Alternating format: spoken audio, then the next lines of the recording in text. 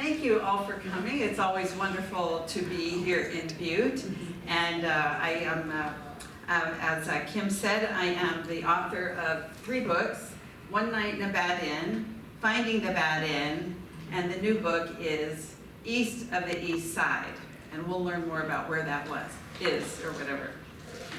So I was born here in Butte. My first home in Butte was a rickety apartment building on Montana Street, one of those, it's actually, I guess they'd say 4 half flats. And the landlady would not let my parents have a washing machine because she was afraid the agitation would knock the whole building down. And it probably would have. Yeah, and Dad said they couldn't sit in the living room in the winter because the wind would blow through and it was so cold. So then my dad built a kid home, and I tell that story in East of the East Side. It was a camp home, and you get a kit and you build your house. And I see a lot of people nodding, I'm very familiar with that, yeah. And I attended St. Anne's. So fast forward, we end up moving to Kennewick, Washington. I went to Seattle U, got an engineering degree, and then I was with Bechtel and was transferred to Las Vegas. So I'm in Las Vegas, and my Auntie Isla, who lived out in Whitehall, many of you have read One Night in a Bad Inn, remember her name. She sent me a clipping from the Diocese of Helena newspaper about another classmate from St. Anne's. But on the same page, there was a notice about a Sister Catherine who had passed away, and she was at St. Joseph, Husband of Mary in Las Vegas, which is my parish. And so I thought, and it said that she was a Sister of Charity of the Blessed Virgin Mary, a BVM. Anybody from Butte who went to Catholic school knows the BVMs, and I thought, she's got to have a Butte connection. And so I found the other nun, because the BVMs were always at least in pairs. And this Sister Alice, I talked to her after Mass one day, and yes, she was here. She was Sister Gerard at St. Anne's. I don't remember, but Mary Beth, the friend from St. Anne's, did. And so while we're talking in the narthex, another woman came up and joined our conversation. And Sister Alice pointed to me and said to this other woman, "We taught her to read." And you know, it had never struck me until then what a gift it is. The person who teaches you to read gives you a tremendous gift. It opens up the world. And so I found out that my first grade teacher, who taught all 50 of us in one room back in 1964, was still alive. So I wrote to her and I sent her a copy of One Night in a Bad Inn, and I said, "Thank you for teaching me to read," and now I wrote a book. So probably quite a few people here are familiar with One Night in a Bad Inn. Maybe some are not, maybe. I'll just give briefly kind of why I left my engineering career to write these books. I came here to Butte in 1997 for my Aunt Helen Leskovar's funeral. That my cousin Nancy, who's Helen's daughter, is here in the front row. And while here, we went out to visit this Auntie Isla out in Whitehall, who was sick and couldn't make it into town for the funeral. And while we're out there visiting, she starts passing around a box of stuff. And in this box is a piece of paper which lands in my hands, and it's a rap sheet from the prison in Deer Lodge. And I said to my mom, "Who is this?"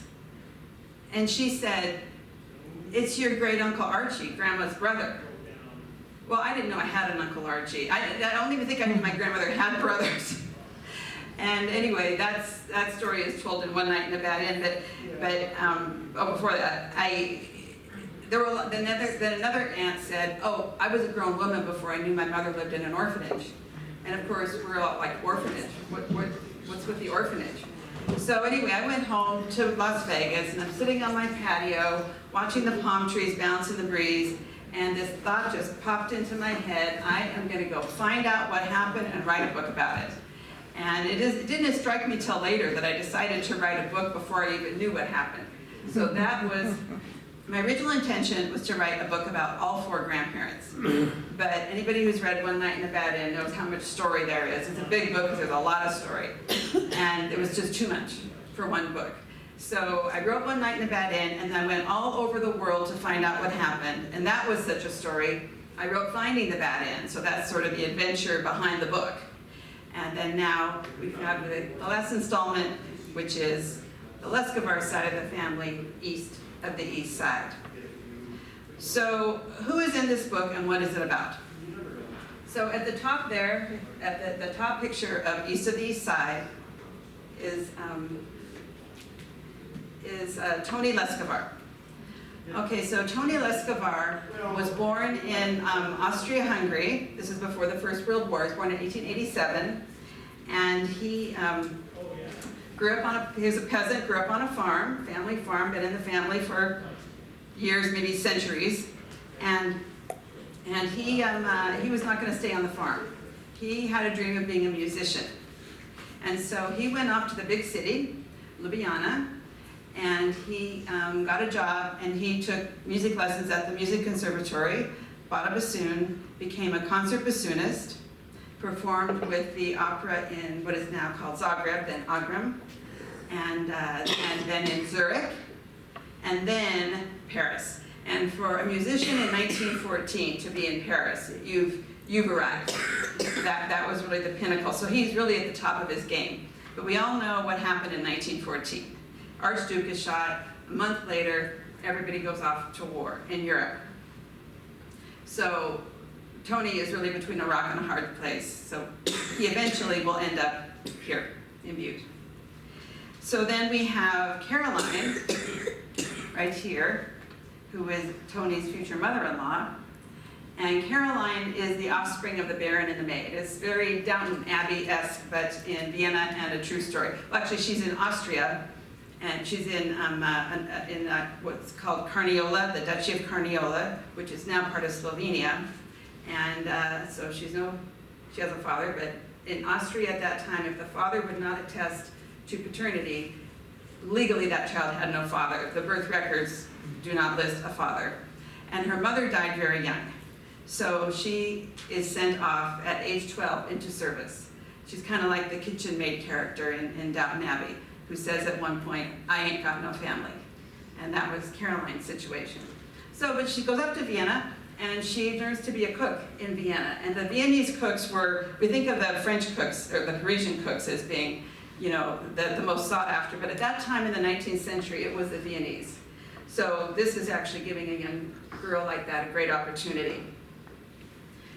And so she, at age 20, decides to come here, doesn't speak a word of English, doesn't have any family anywhere, and comes to America, first to Calumet, Michigan, and then to East Helena. And then, of course, all roads lead to Butte. She will end up in Butte. Down here we have Joe Lozar, who they will then marry in Helena. And Joe Lozar is from another part of Austria, now Slovenia, very different from where Tony Leskovar grew up. Where Tony grew up, the farm stayed intact, so a family member would inherit the farm and agree to take care of the parents. Where Joe lived, an area called Bela Krajina, they divided the farm among all the children. So the farms got smaller and smaller and smaller, where you just could not make a living. You could not support a family with that little bit of land. So of course he comes here. And then last on the cover we have Annie, my grandmother. So these two are my grandparents. So Annie is born in a saloon in East Helena. Any of you remember, if you drove from the highway past East Helena, there was this stone saloon there. They called it the old rock hut. That was a saloon that Joe Lozar built. And as I said, all roads lead to Butte. So this is a good-sized book. One Night in a Bad Inn is a good-sized book.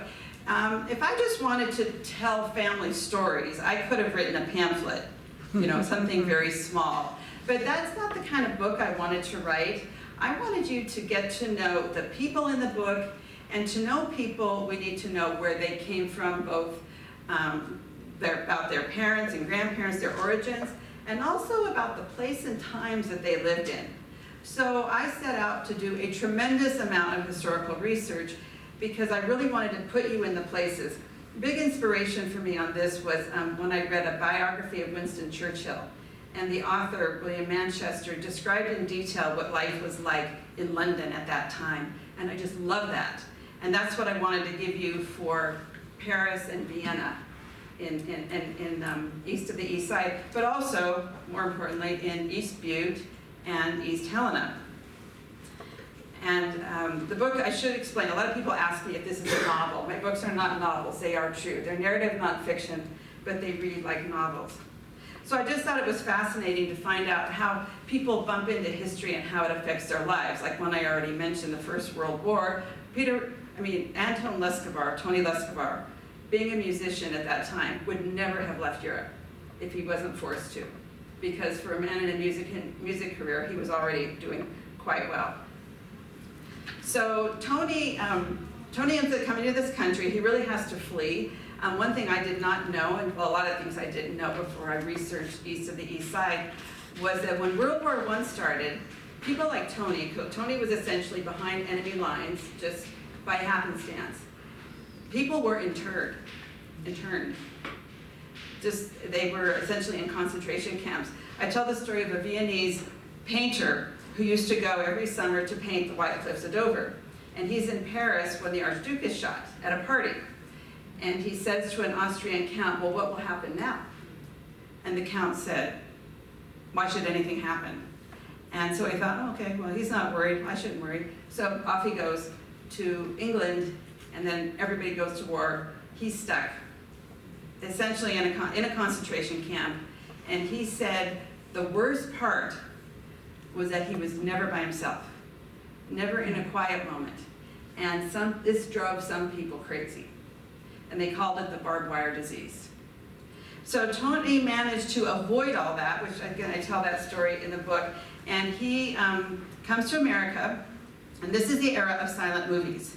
And as we know, silent movies just didn't have dialogue, but they did have sound. They had music that went with the film.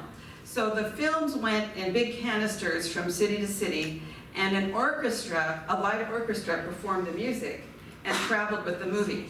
And Tony did that. And that was one of many jobs that he did.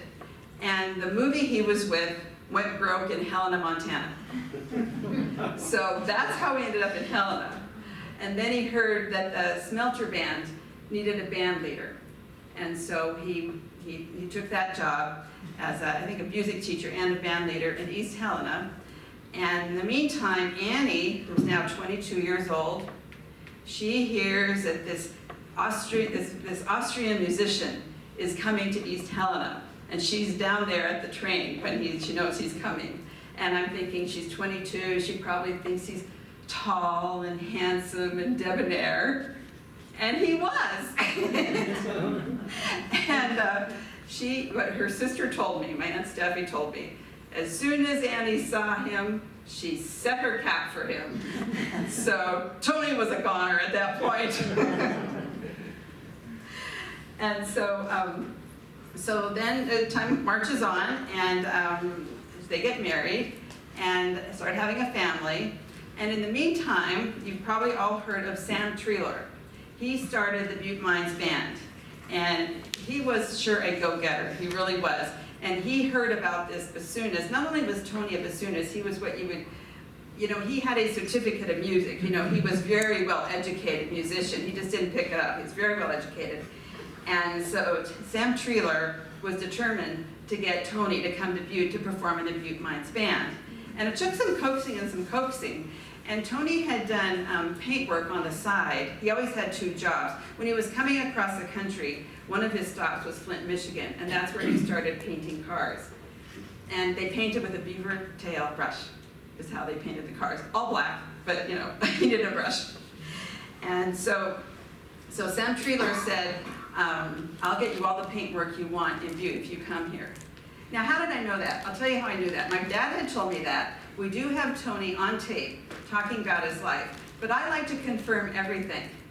And talk about wonderful providence. When I was working on this book, here I am at the archives, and Irene tells me, we have found the papers for the Butte Mines Band. So all the telegrams that went back and forth between Tony and Sam Treeler and everybody. So we actually have the confirmation of all of that here at the Butte Archives. So in 1921, Tony is now conducting the Butte Symphony. And in 1922, he leaves Butte. Why? Why does he leave? Well, it's because the Coliseum in Seattle, which was a movie house, which again had a live orchestra, they recruited him, offered him a really good job. So remember, this is 1922. How would you get from Butte to Seattle? If you are a sensible person, you take the train, right? Okay. Tony didn't want to do that. He drove. And what did he drive? He drove a 1917 Studebaker. And how do I know that? Because I was here at the Butte Archives one day, and this woman came up to me, who, to tell you, I mean, I do not remember this lady. I don't remember her since, but she came up to me and she said, so I was researching East of the East Side, and she said, I haven't read your book yet, but I found something you're really gonna need. I was like, and I was getting ready to leave. I think I might have had a flight, and I was like, well, okay. So we go down into the basement of the archives, and she shows me these conditional bills of sale. Now, I'd never heard of these. I didn't. This was back in the old days. You were gonna buy something big, like a couch, which they called a Davenport, or a piano, something like that. And you actually had a document filed at the courthouse that you were gonna pay X amount for this piece of merchandise. So the lady pulls, she said, let me show you. So she just pulled a random book off a random shelf, opens to a random page, and what does it say? Ayala Hughes, my grandmother, the lady on the cover of One Night in a Bad Inn. I mean, that's a God wink. So when I came back to the archives, and I think it was a piano that she must have been, her mother must have sent her down. She was like 16 years old at that time. So when I came back to the archives, I went back into those conditional bills of sale, and that's how I found out that Tony drove a 1917 Studebaker and how much he paid for it. And so anyway, so he decides he's gonna drive to Seattle with his wife and 2 little kids. I think the kids were like 5 and 3 at the time. So when you're driving in 1922, there are no paved roads. They're more like trails. There aren't gas stations along the way. So he had to bring gas, they had to bring water because the car is overheated. Anybody young who's listening to this on YouTube, we have to explain, cars used to break down all the time. It doesn't happen anymore. You'd be driving, the car would die, and you try to start it again. But it was worse then. So you really had to be a mechanic if you were gonna take a road trip. And then the tires would blow out. So he taught 5-year-old Eddie how to patch the tires. So he would sit on the luggage in the back and patch the tire until the next blowout, you know, when they needed to swap out the tires again. So to kind of sum up here, so what do you get from this book, East of the East Side? You read this book. What you get is a true story, reads like a novel, a historical novel. It reads like a historical novel, but it is true.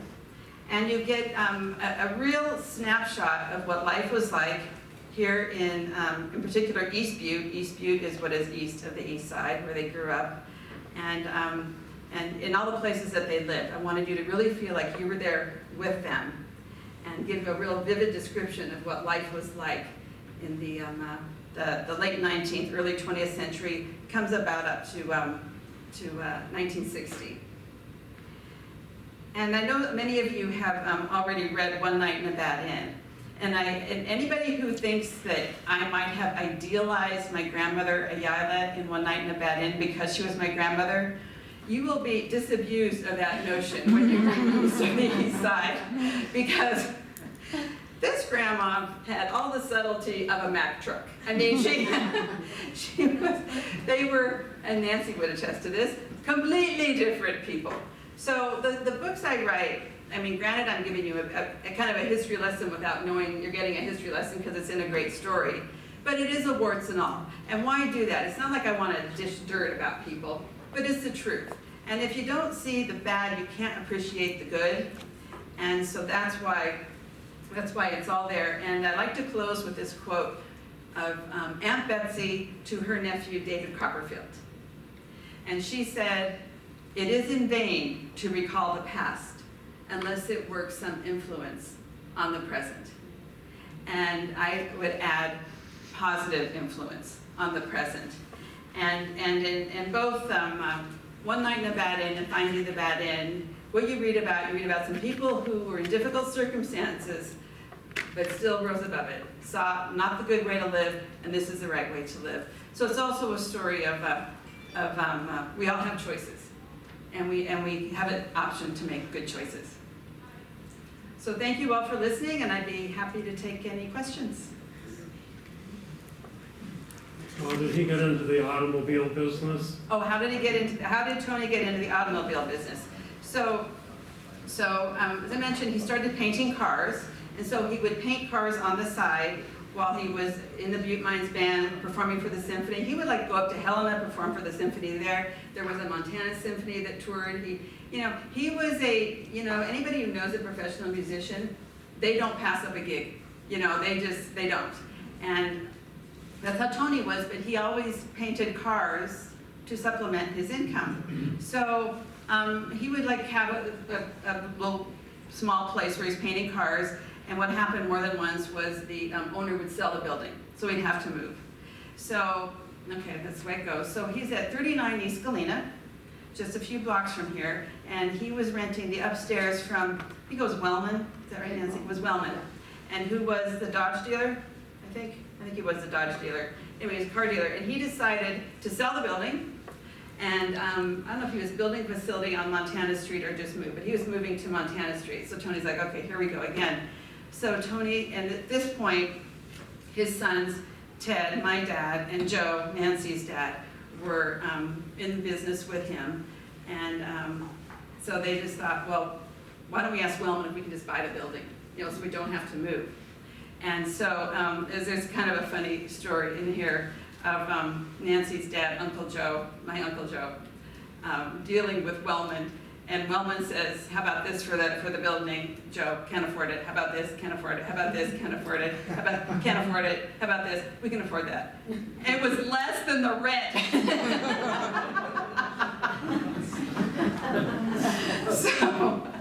So those guys, so now they've got this building, which they don't need all the space. So it's sort of like, so they've got the paint shop, just a paint shop upstairs.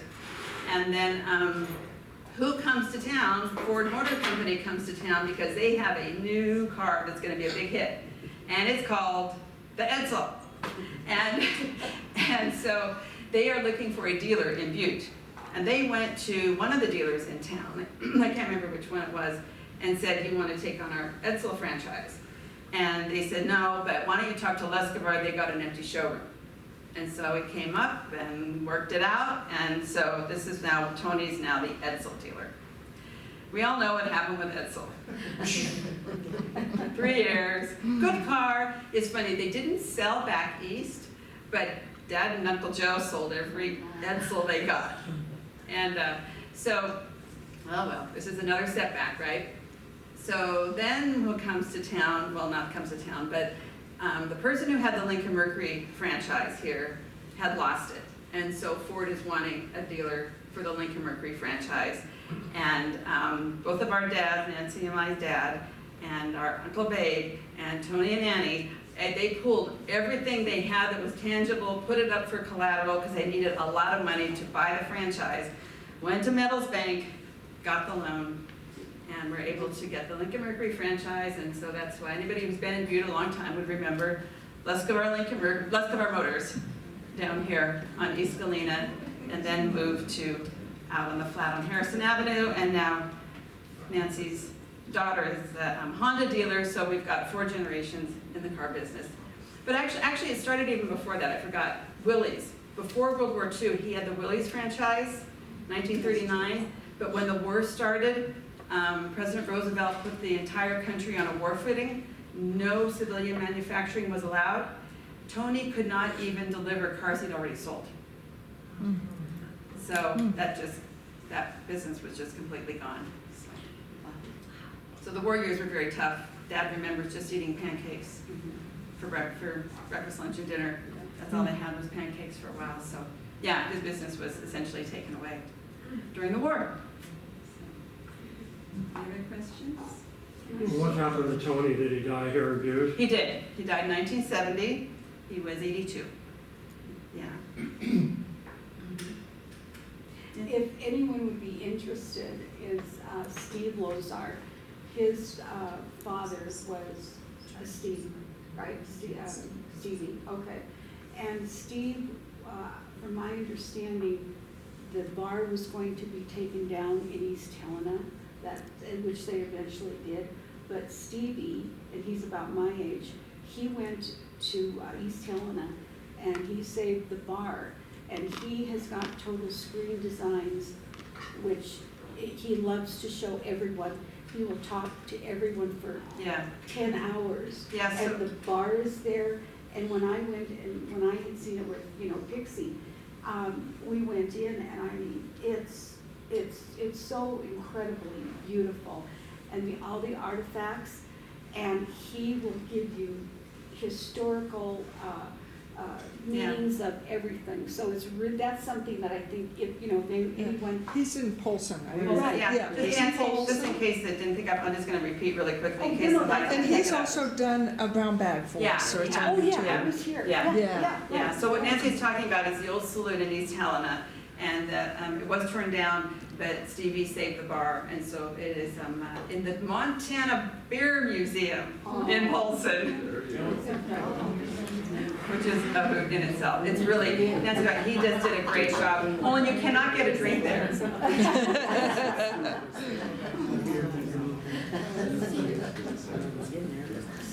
Any other questions? Yes. Is there someone that sold cars in the Seattle area? Pardon me? Is there a connection with Seattle with the family? No, I mean, the family, they did live in Seattle when Tony worked for the Coliseum, and he did paint cars, but no car franchises or anything in Seattle. But we have relatives in Seattle, but they're just not in the car business. The oldest son, so Annie and Tony had 4 sons, Eddie, Babe, Joe, Ted. Eddie, during World War II, went to work for Boeing as a painter, because of course Boeing was booming during the war. But in Washington State, that's where you ended up. Right, in Kennewick, Washington. Yeah.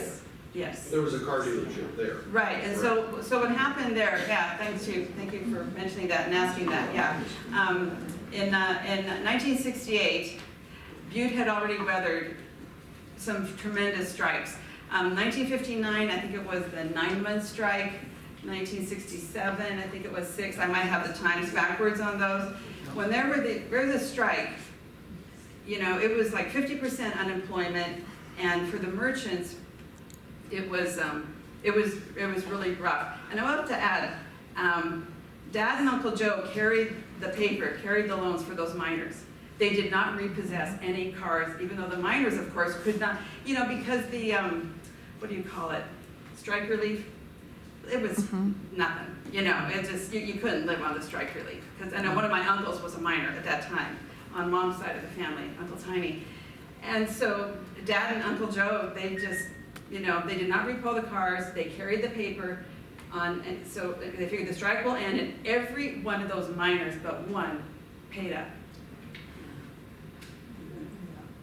They all made good on those loans. So getting what you said about Washington State, so in 1968, after the 67 strike was over, Lincoln Mercury called my dad and said, we have a bankrupt store in Kennewick, Washington.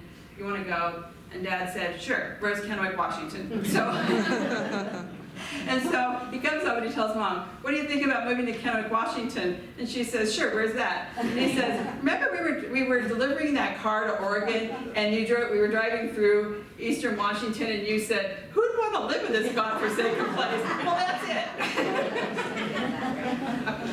That's where I grew up. It's not godforsaken, it's a nice place too.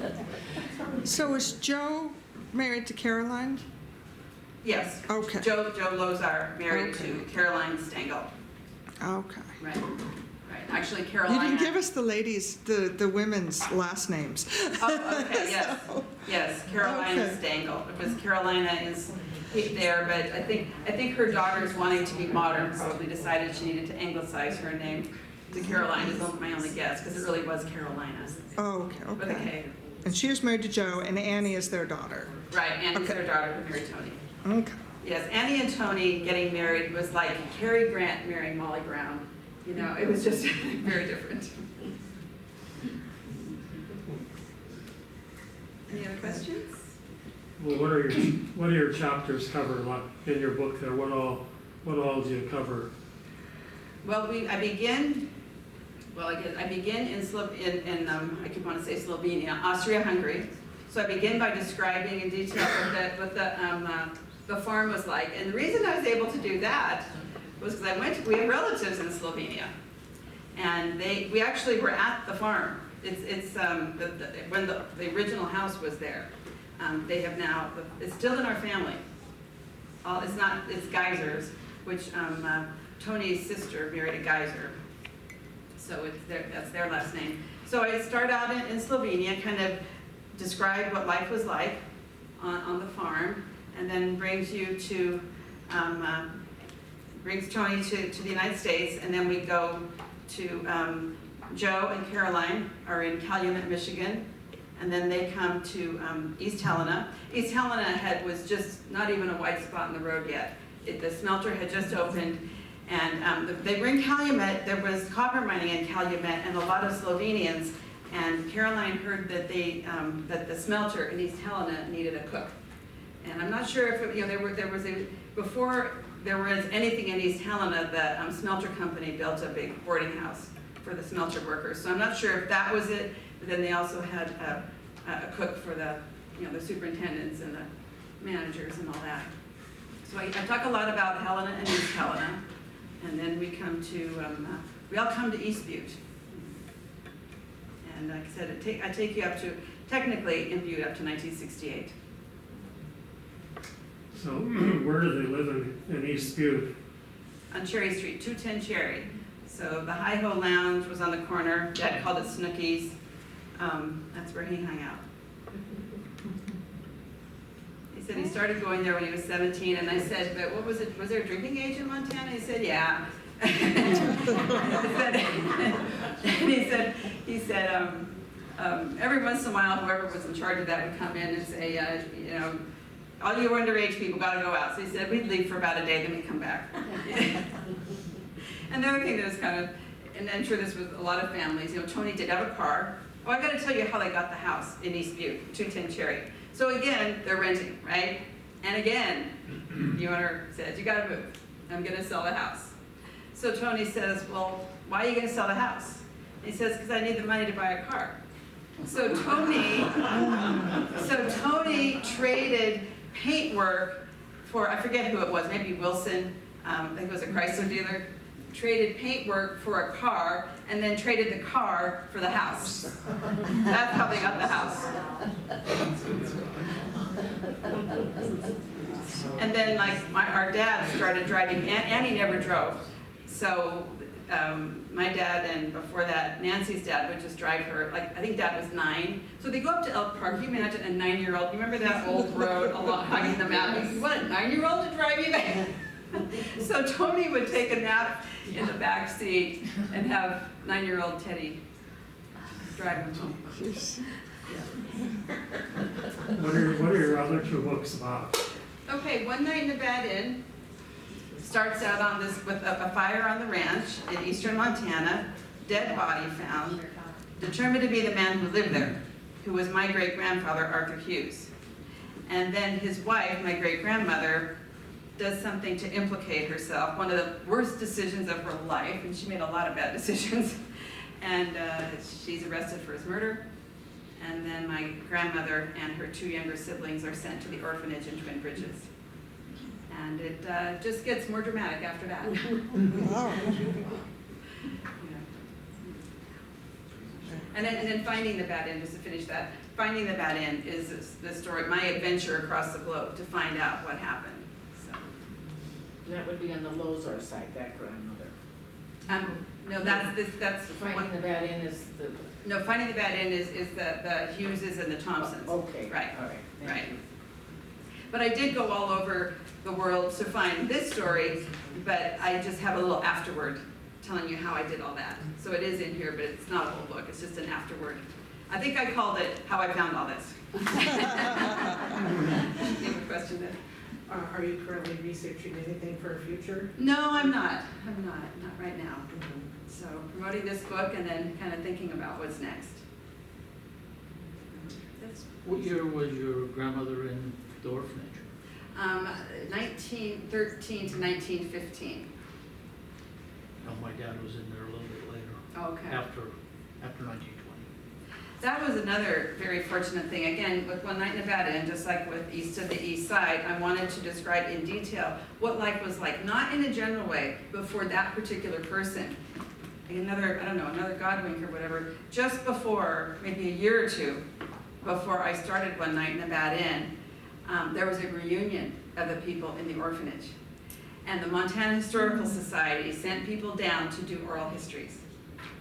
And so that was wonderful. And then the folks who did that at the Montana Historical Society got me in contact with a lady who was in a nursing home in Stevensville. And she agreed to talk to me. And she was there at the same time as my grandmother.